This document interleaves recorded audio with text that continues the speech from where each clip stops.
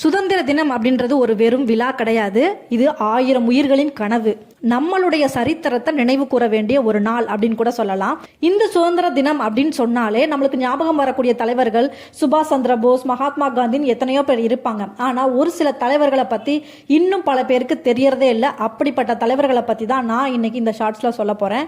ஆங்கிலேயரை எதிர்த்து போரிட்ட முதல் பெண்மணி யாருன்னு கேட்டா நிறைய பேர் ஜான்சி ராணின்னு சொல்லுவாங்க. ஆனா உண்மையிலே நம்ம தமிழகத்தை சேர்ந்த வீர பெண்மணி வேலுநாச்சியார் தான். தன்னோட கணவரோட இறப்புக்கு காரணமானவங்களை பழி தீர்க்கணுன்றதுக்காகவும் சிவகங்கை சீமையை மீட்டெடுக்கணுன்றதுக்காகவும் ஆங்கிலேயரை எதிர்த்து இவங்க போரிட்டாங்க. வேலுநாச்சியாரோட வீரத்தை பார்த்து ஹைதர் அலி, மருது சகோதரர்கள் சொல்லிட்டு நிறைய மன்னர்கள் சப்போர்ட் பண்ணாங்க.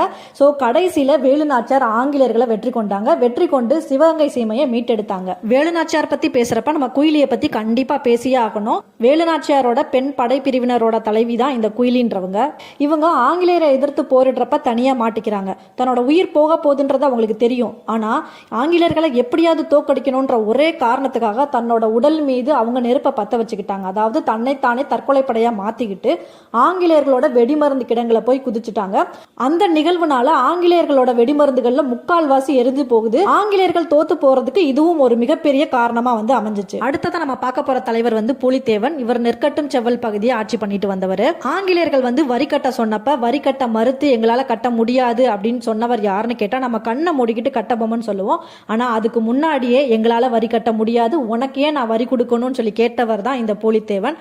அது மட்டும் இல்லாம 1751 வெள்ளையனே வெளியேறு அப்படின்ற ஒரு முழக்கத்தை சொன்னவரும் இவர் தான். கடைசியா நான் தீரன் சின்னமலையை பத்தி உங்ககிட்ட சொல்றேன். இவரோட உண்மையான பேரு தீர்த்தகிரி.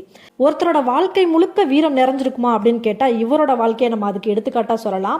ஆங்கிலேயரை எதிர்த்து போரிட்டதுல இவரோட பங்கு அளப்பரியது அப்படின்னு தான் சொல்லி ஆகணும். திப்பு சுல்தானோட சேர்ந்துக்கிட்டு ஆங்கிலேயரை எதிர்த்து போரிடுறாரு.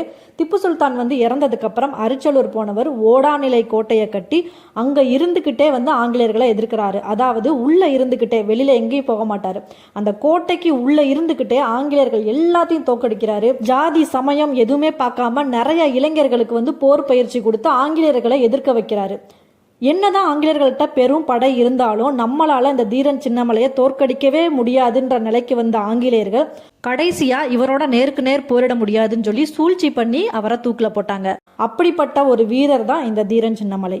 இந்த மாதிரி எத்தனையோ தலைவர்கள், எத்தனையோ வீரர்கள் தன்னோட வாழ்க்கையை பணைய வச்சு உயிரை கொடுத்து வாங்கி கொடுத்தது தான் இந்த சுதந்திரம். அப்படி வாங்கி கொடுத்த இந்த சுதந்திரத்தை நம்ம நல்ல வழியில தான் பயன்படுத்திட்டு இருக்கோமா அப்படின்றது எனக்குள்ள இருக்கக்கூடிய ஒரு கேள்வி.